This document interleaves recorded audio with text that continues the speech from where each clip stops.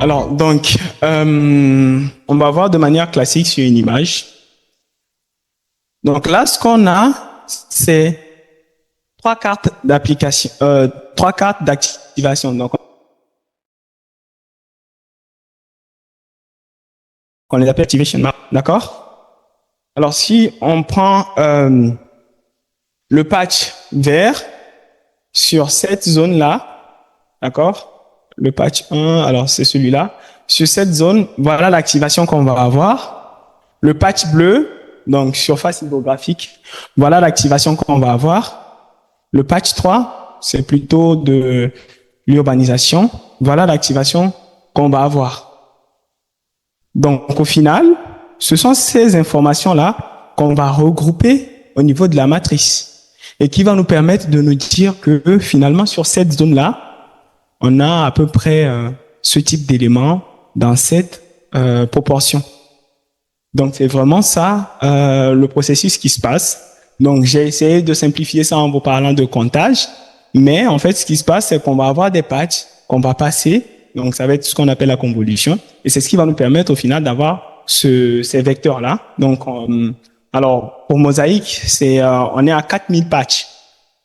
Donc, en fait, c'est 4000 échantillons qui vont être prélevés sur les images pour vous générer, en fait, ces vecteurs. C'est la raison pour laquelle vous avez 4000 colonnes. Donc, vous imaginez que pour un pays avec 4000 échantillons, d'accord? Alors, les échantillons sont pris aléatoirement. Les échantillons sont pris aléatoirement, mais sur 4000 échantillons, les tests ont été effectués et on arrive à résumer la plupart des systèmes qu'on peut avoir sur les étendues, que ce soit la végétation, l'hydrographie, l'urbanisme. On arrive à résumer toutes ces informations-là qu'on a dans ces vecteurs. D'accord? Si. Alors donc, finalement, on a les informations. Comment on peut les utiliser dans une optique de machine learning? C'est ça la question. Donc, comme on l'a dit, Mosaïque a été pensé pour être accessible, hein, pour être vraiment accessible à tout le monde. Et alors, ce qu'on dit, c'est que si vous êtes capable de manière assez simple de faire une régression linéaire, vous pouvez utiliser Mosaïque. Foncièrement, techniquement, c'est, je vais dire, c'est le niveau qu'on demande de pouvoir en fait, à minima, faire une régression linéaire. Donc, qu'est-ce qu'on va avoir? On va avoir plein d'images. On prend le Togo. Donc, on va avoir plein d'images du Togo. Alors, cette boîte noire-là, c'est le processus que je vous ai montré auparavant qui va nous permettre d'avoir cet ensemble de vecteurs-là. D'accord? Donc, on va avoir 4000. Et finalement, qu'est-ce qui va se passer? Vu que ces 4000 patchs, ça résume la plupart, en fait, des systèmes naturels qu'on peut vouloir étudier, bah, celui qui est intéressé, donc on l'appelle user one, donc celui qui est intéressé par exemple, de la forêt, qu'est-ce qu'il va faire? C'est qu'en fait, il va pouvoir amener des données. Donc, il faut comprendre que ce processus, au niveau du machine learning, il faut ce qu'on appelle les targets, donc ce sont les variables d'intérêt, d'accord? Il va les associer et il va pouvoir faire de la prédiction. Pareil pour celui qui est intéressé, par exemple, par la population. D'accord? Alors, je pense qu'à cette étape, ce qui peut être un petit peu nébuleux, c'est cette partie-là. C'est dire, OK, d'accord, c'est quoi les étiquettes fournies par l'utilisateur? C'est un peu ce qui peut être encore un petit peu flou. Et on va essayer de décoder ça assez simplement.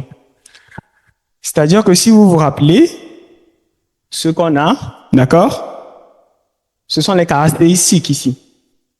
D'accord? Pour pouvoir faire une prédiction, si vous vous rappelez au niveau des images qu'on avait vues, on a vu qu'au préalable, on donnait le nombre d'arbres.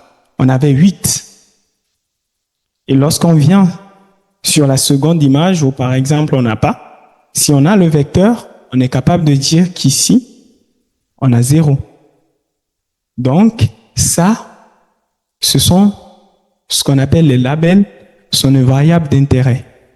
D'accord? C'est un peu à cette étape-là qu'on dit que sur cette zone, j'en ai 0. sur la suivante, j'en ai peut-être 10, ainsi de suite. Donc ça va effectuer le lien entre le vecteur et notre variable d'intérêt. Et on pourra faire la prédiction sur d'autres zones où on n'a pas cette variable d'intérêt, mais on a les vecteurs, parce que les vecteurs couvrent tout l'étendue de notre zone d'étude. D'accord?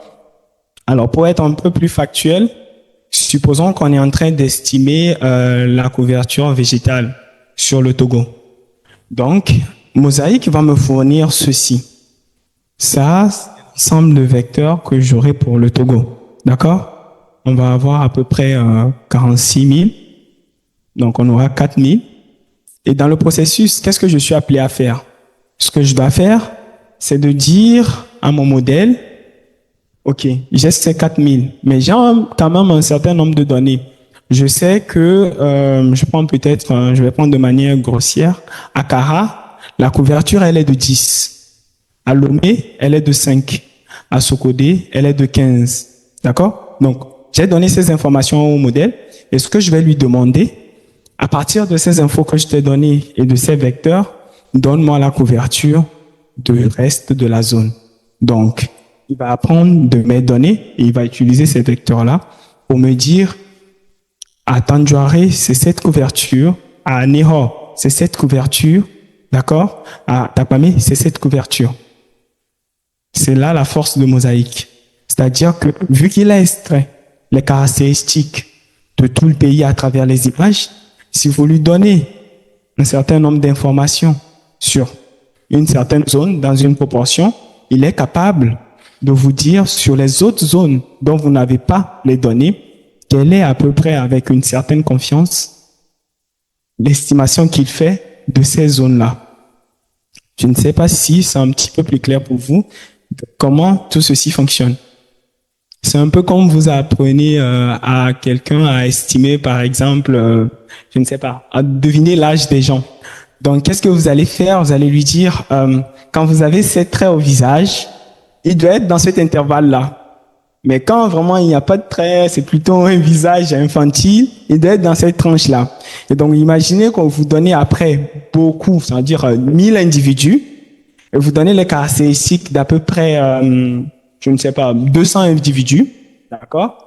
OK, le modèle va être capable de dire, OK, je vois telle caractéristique, je lui donne cet âge-là. Telle caractéristique, je lui donne cet âge-là. Donc, c'est comme ça que le modèle fonctionne. Parce qu'au moins, ce qu'on sait, c'est qu'il a déjà vu toute la zone.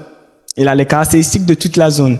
Et ce qu'il a besoin comme information pour pouvoir fonctionner, c'est lorsque j'ai ces caractéristiques-là, à quoi ça correspond? Est-ce que c'est faible? Est-ce que c'est fort? Voilà. Donc, quand il va avoir ces informations-là pour un certain nombre de caractéristiques, il pourra, quand il verra les caractéristiques, maintenant faire de la prédiction pour dire si on est sur ces caractéristiques-là, voilà à peu près la valeur sur laquelle on doit être, avec bien sûr une confiance associée à ces prédictions. Donc voilà, c'est à peu près comme ça que Mosaic fonctionne. Et ce qui est intéressant, c'est que vu que ces caractéristiques-là viennent de 4000 patchs, donc dans ces 4000 patchs-là, il va y avoir des patchs qui vont vraiment porter sur tout ce qui est couvert forestier, et d'autres qui vont plutôt être liés à de la population. D'accord? Et donc, du coup, celui qui est intéressé par des questions démographiques, il va utiliser ce même vecteur. Celui qui est intéressé par des questions de végétation, il va utiliser le même vecteur. Donc, c'est vraiment là la force de Mosaic.